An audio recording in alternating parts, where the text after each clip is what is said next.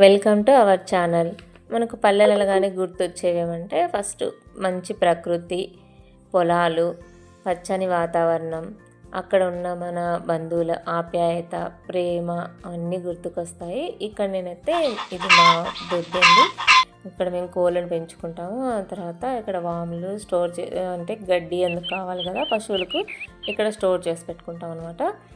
అయితే ఆవు పాలు తాగడం ఆరోగ్యం అని అంటారు కదా, అది ఎందుకంటే ఆవులో సకల దేవతలు ఉంటారు, ఋషులు మునులు అందరూ ఉంటారు.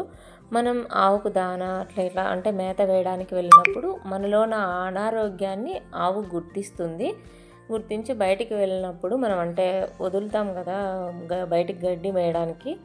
అప్పుడు మనకు ఏమైతే అనారోగ్యం ఉందో ఆ అనారోగ్యం తగ్గించడానికి సరిపోయే వనమూలికలు తిని వచ్చి పాలు ఇస్తుందనమాట.